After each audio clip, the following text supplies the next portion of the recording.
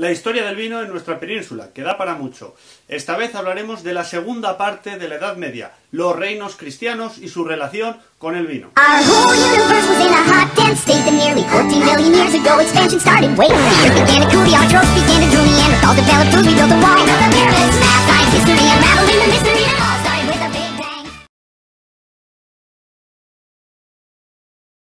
Poco a poco los diferentes reinos cristianos volvieron a tomar posiciones, poco a poco, a base de guerrear, ni más ni menos a base de batalla. Desde el norte, poco a poco, desde la historia del famoso Don Pelayo, poco a poco, fueron bajando y conquistando territorio. La viticultura fue muy importante en esta reconquista.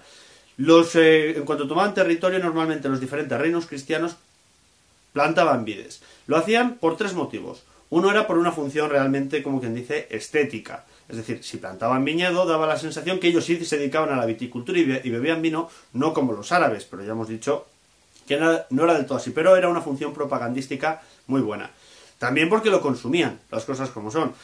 El culto cristiano y católico necesitaba vino y había que plantar viñas para que se pudiesen celebrar los ritos católicos de la comunión. Entonces también se hacía por eso. Pero sobre todo por una función más bien estética, de decir, nosotros sí que nos dedicamos a la viticultura, no como los árabes.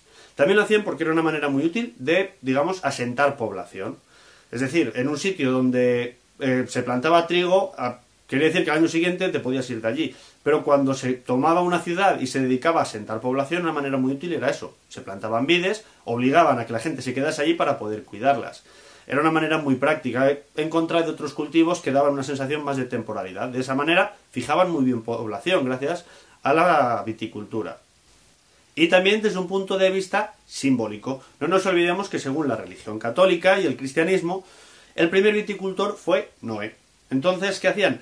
Daba un poco de simbología, pues todos esos reinos siempre se llamaban reinos cristianos, un poco en contraposición al Andalus. Era una manera de legitimarse gracias a la fe.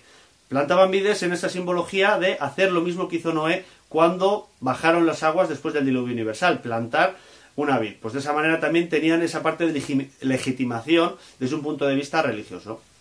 Los encargados de propagar la viticultura sobre todo fueron las órdenes religiosas.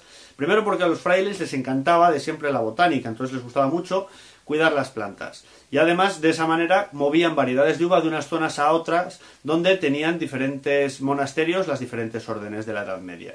Era una manera muy buena de propagar.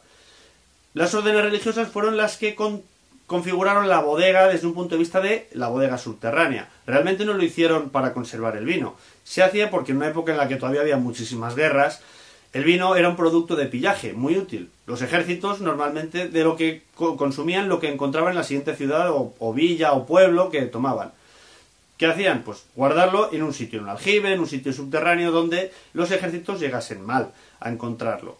De esa manera lo que se dieron cuenta era que en esos lugares subterráneos más fríos se conservaba mejor el vino. Podríamos decir que fue el primer paso hacia la teoría de la conservación del vino, gracias al frío de las bodegas subterráneas.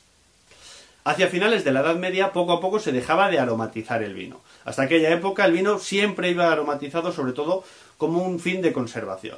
Gracias a el kosher de los judíos y el ritual de la comunión católica, que se supone que dice que el vino tiene que ser cuanto más puro mejor, se dejaba poco a poco de aromatizar el vino como tal, y el vino pasaba a ser un producto hecho exclusivamente a base de uvas.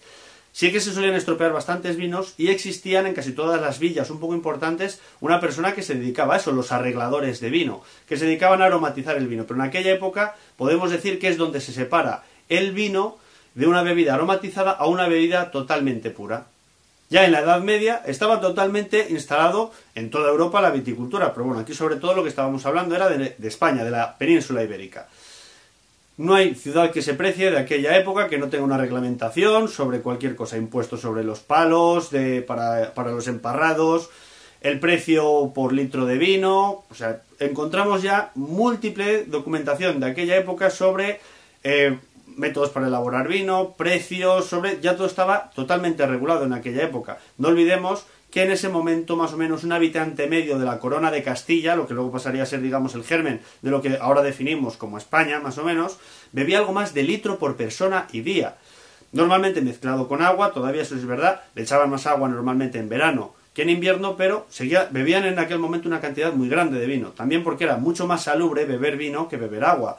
Ahora todos pensamos que todo era fantástico hace años, pero beber de un pozo, beber de un arroyo en aquella época era una lotería. Entonces una manera de potabilizar el agua era añadiéndole vino. La cantidad de vino de aquella época que se consumía era muy alta. Tanta que en aquel momento llegamos a ser, como seguimos siendo hoy, pero fue el momento en el que llegamos a esa cifra, la mayor superficie de viñedo del planeta. Galardón que hoy todavía continuamos teniendo.